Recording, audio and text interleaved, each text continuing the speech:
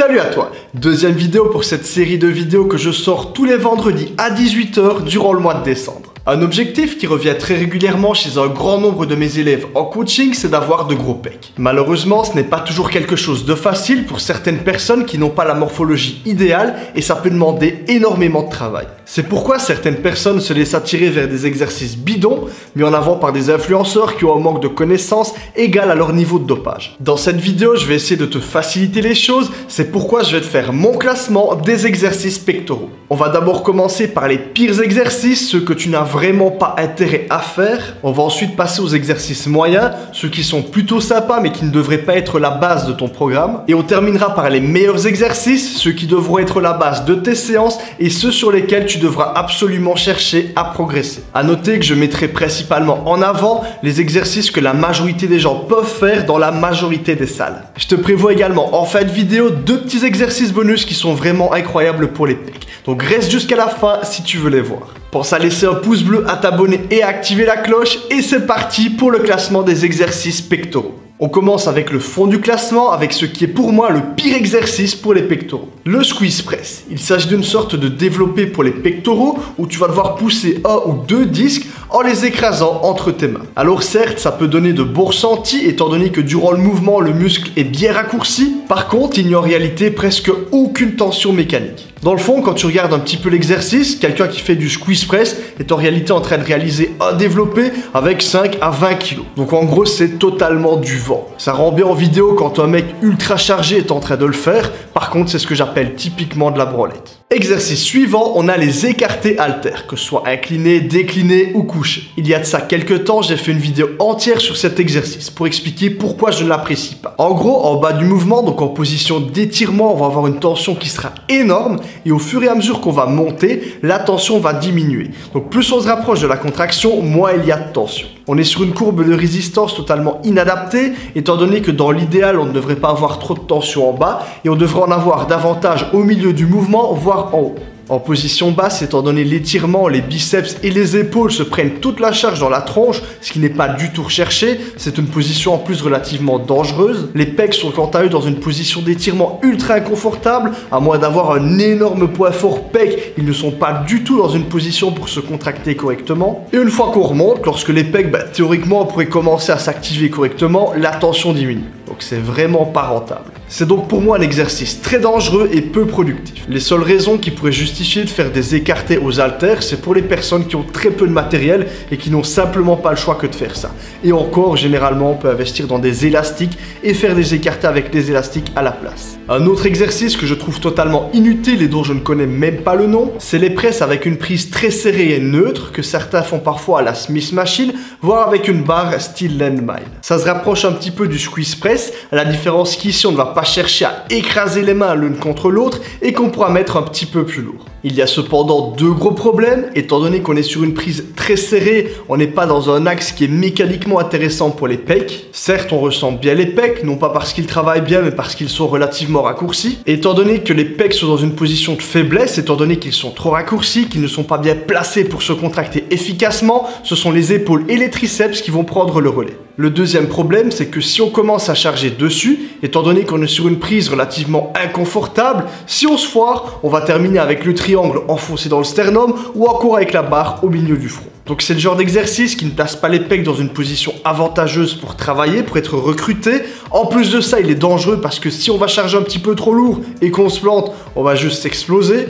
Du coup, il a strictement aucun intérêt. On rentre maintenant dans la catégorie des exercices moyens. Ce sont des exercices intéressants, envisageables, mais qui ne doivent pas être la base du programme. Pour commencer, on va retrouver le développé incliné, qu'il soit à la barre ou aux haltères. Je considère que c'est un exercice qui peut être intéressant dans certaines situations et surtout si la personne manque de matériel. Cependant, plus on va redresser le banc, plus le travail des pectoraux sera réduit et celui des épaules augmentera. Certes, le développé incliné est principalement là pour accentuer le recrutement du haut de pec. Cependant, le problème c'est que chez la majorité des gens, à chaque fois qu'on va essayer de cibler davantage le haut de pec, c'est plutôt les épaules qui vont prendre l'ascendant. Donc trop miser sur l'incliné revient à réduire le travail sur les pecs et à augmenter celui sur les épaules. Plus la personne aura du mal à recruter les pecs, plus ce sera accentué. Donc pour faire simple, si tu as du mal à recruter les pecs, le développé incliné n'est probablement pas ton meilleur ami. A l'inverse, une personne qui a un énorme poids fort au pec profitera probablement plus de l'incliné que les gens qui ont un poids faible. Exercice suivant, les écartés à la poulie. Encore une fois, il s'agit d'un exercice intéressant mais qui n'est pas optimisé. La tension sur les pecs sera beaucoup plus intéressante que sur les écartés aux haltères. Cependant, on reste encore avec une tension relativement conséquente en bas du mouvement, étant donné qu'ici on a une tension relativement linéaire. Et lorsqu'on va commencer à charger dessus, les épaules vont rapidement devenir limitants avant les pecs. Encore une fois, celui qui a un poids fort pec pourra profiter correctement de cet exercice.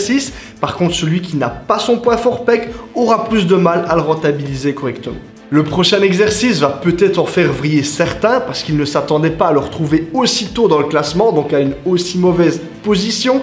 Il s'agit du développé couché aux haltères. Il est souvent mis en avant par rapport à la barre car il permettrait une plus grande amplitude de mouvement et une meilleure contraction. On peut également voir certaines personnes avec des douleurs aux épaules qui trouvent que sur le développé couché aux haltères, ils ont plus de liberté, donc moins de douleur qu'à la barre. Dans un sens, tout ça c'est relativement vrai. Cependant, le problème c'est que cette plus grande liberté de mouvement va également entraîner une plus grande instabilité. Et ce qu'il faut que tu retiennes absolument, c'est qu'en musculation, l'instabilité est le pire ennemi de la progression et le meilleur ami des blessures. Lorsqu'on commence à charger, on a plus de mal à se placer correctement, à avoir un bon placement solide. Le mouvement devient imprécis, la trajectoire est relativement aléatoire parce qu'on va gaspiller beaucoup plus d'énergie juste en cherchant à pousser droit. Le problème, c'est que toute cette recherche de stabilité va se faire principalement à travers une zone, c'est les épaules.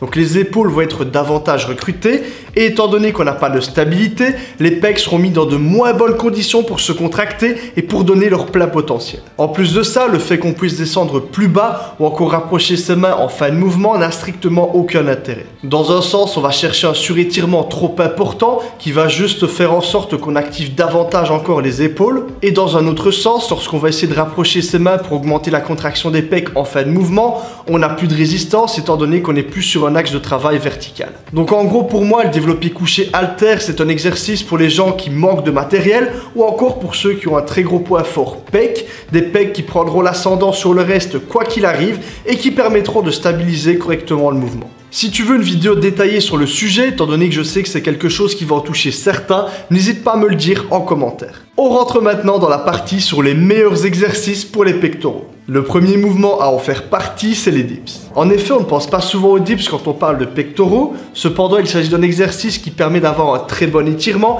et une très bonne contraction sur les pecs. Il n'est pas nécessaire pour cibler davantage ses pecs d'avoir une prise trop large, le mieux c'est de choisir la prise sur laquelle on est le plus à l'aise et qui nous permet de performer dans les meilleures conditions. Évidemment, on sentira également les triceps se travailler étant donné qu'ils vont se raccourcir de façon importante en fin de mouvement, mais ça n'enlève rien au travail, au recrutement qu'on aura sur les pectoraux. L'erreur à éviter par contre, c'est de descendre trop bas, ce qui donnerait un étirement trop important que ce soit sur les pecs, mais également sur les épaules qui risqueraient de prendre l'ascendant sur le travail des pecs si on faisait ça. Ensuite, on va retrouver le développé couché. Comme tu le sais, moi et le développé couché, c'est une grande histoire. Je l'ai détesté et je l'ai adoré. La vérité sur ce mouvement, c'est qu'il s'agit d'un très bon exercice pour développer ses pectoraux, étant donné qu'il permet d'apporter une grosse tension sur les pecs, tout en ayant une stabilité relativement importante. Le problème, c'est pour les personnes qui n'ont pas trouvé leur placement optimal, car le mouvement peut rapidement se transformer en gros problème. Un mauvais placement entraînera un manque de stabilité,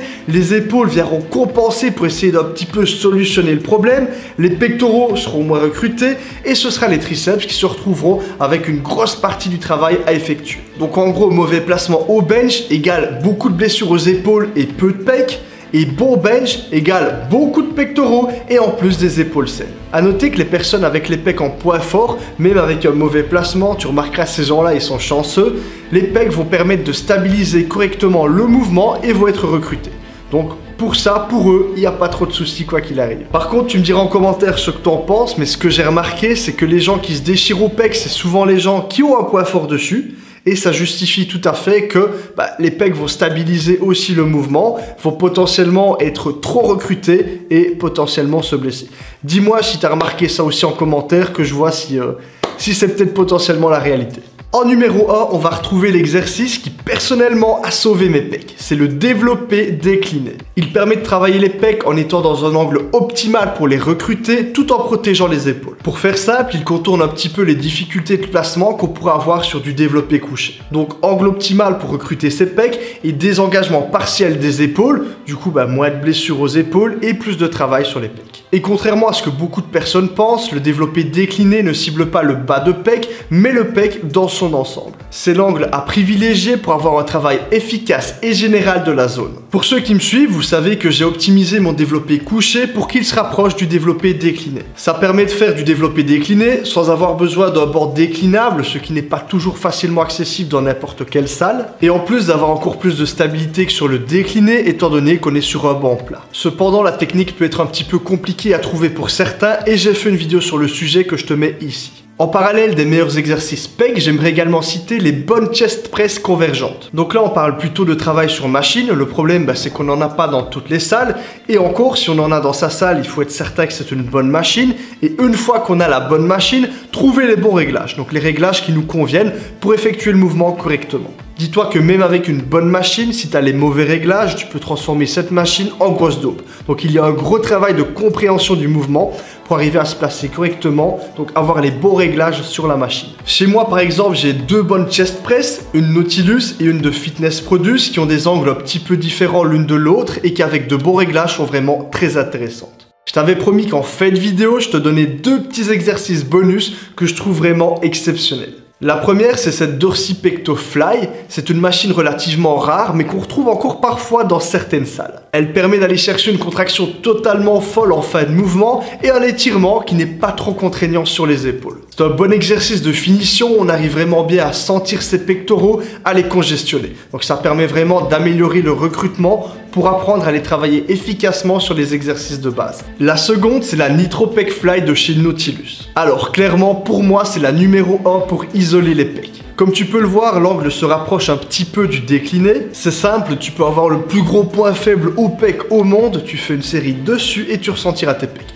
Toutes les personnes qui l'ont testé, même avec de gros points faibles pec, ont toutes ressenti correctement leur pec. Même chose, c'est une machine qui reste relativement rare, maintenant on peut encore la retrouver dans certaines salles. Dis-moi en commentaire ce que tu penses de mon classement sur les exercices pec. Si la vidéo t'a plu, pense à t'abonner, activer la cloche et à laisser un pouce bleu. Pour toutes les demandes de suivi personnalisé, comme d'habitude, c'est sur mon site kilianhagen.be. Tu auras tout ce qu'il te faut pour progresser dans les meilleures conditions. Et moi je te dis à vendredi prochain 18 h pour la suite des vidéos tous les vendredis de ce mois de décembre et à la prochaine. I just want it. Can't you see myself? Can't you see myself?